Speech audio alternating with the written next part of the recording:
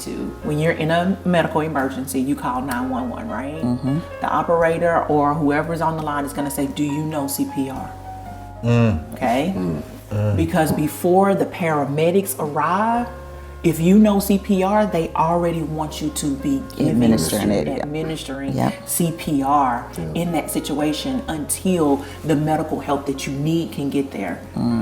If your marriage is not undergoing marriage counseling, you need to get it now. Get it now. Whether you are in a great place in your marriage counseling is critical. Essential. It is essential to truly maintaining a healthy, successful, loving marriage. And let me say this. I apologize. Go. Marriage counseling is not to tell you how to live your marriage. That's it. It's not. I never want to be able to come across as telling anyone how to live their marriage. But what I can assure you that we can do is give you a different perspective on how to look at things. Different way to how to try different things. It's amazing. We'll try different things in every other area of life. But when it comes to our marriage, we have it all figured out. When you think about Tiger Woods, one of the greatest golfers that ever lived, he has a coach. When you think about Michael Jordan, the greatest basketball player that ever lived, he had a strength and conditioning coach. Every one of the greats has a coach. So it baffles me when I hear men say, can't no man tell me what to do.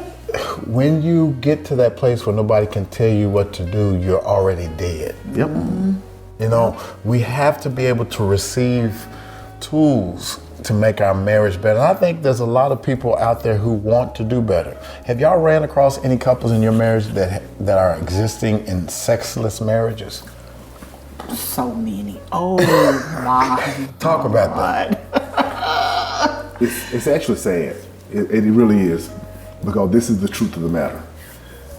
It may be sexless now, but when you all met each other, it wasn't sexless. Right.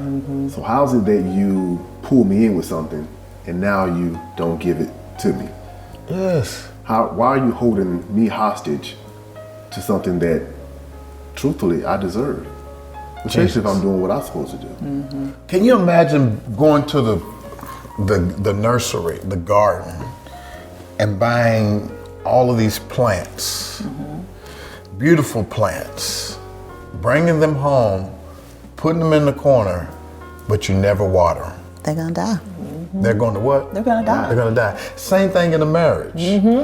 If you don't water each other, in communication, in sex, you are committing marital suicide. There's no way a husband and wife can be together and not be intimate. Paul even talked about, do not deprive one another. That's it. You know what I mean? You have to continually pour in. And we teach this, I don't know what you guys teach, but we teach at least 3 times a week. For a healthy marriage. You need to be making love, having sex. At least, I told my married folks Sunday, I said, all the married people stand up. And they all stood up. I said, I got to tell y'all this. This is from the Lord. It's a sin not to get it in. I love it. I'm feeling it. It's a sin.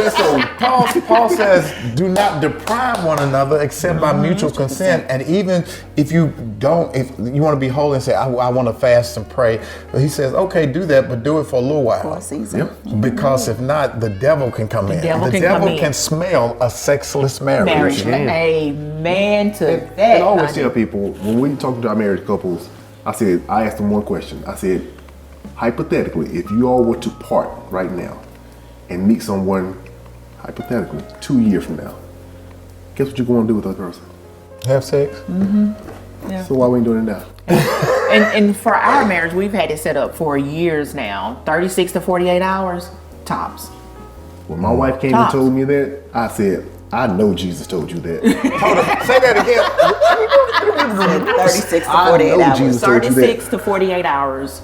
If I have not been with this man or this man has not been with me, Oh, baby, it's time. You need to meet me in the bedroom. Yeah. And You need to, and that's what we call a healthy marriage for us, because we're communicating with each other all the time. We talk about our finances, and a lot of couples don't talk about that. So we talk about that in CPR as well, as we teach them and help give them the tools that they need. You all need to be having constant communication on what these finances look like, okay? And then what sex looks like, baby. How often do you need it? Okay, I can take it, this many days, this many times a week, but I know that I got to make sure I satisfy him. And of course, our husbands are going to want it far more than we do. Absolutely. Okay, 90% of the time. Yes. So Thank look, you, Jesus. let me tell y'all, women better they better get in that bathroom. They better look at themselves in the mirror and say, okay, let me push these up a little bit. Let me put on something sexy and get in here and let this man get an empty sack. Yeah. Because I done already filled his stomach up with dinner tonight. Yeah. So, I heard you say that the other day. I was just saying, I got to give him an empty sack. I said, wait a minute. What you talking about, Willis? So Stacy, you believe that women should send their husbands to work with an empty sack? yes. An You understand empty what that sack means? and a full stomach. Hey, please tell me you understand what that means. Wait a minute, she said, say it again, an empty sack An and a empty what? sack and a full stomach. Babe, what you think about that? Oh, I totally agree. How you gonna come over here and ask me what I think about it? First of all, And because I'm telling you, like you said, the enemy smells Yes. a sexless Yes. marriage.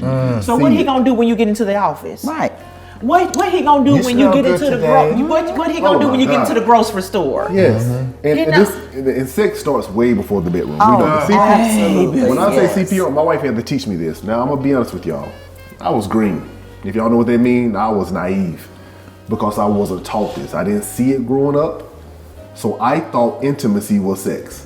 Physical sex. Come on, talk. My wife had to coach me. And if you're not a good coach, get the help. But she had to coach me that I just don't want to hear this when you want something. So now for almost 12 years of our marriage, my wife don't go without hearing me say I love you.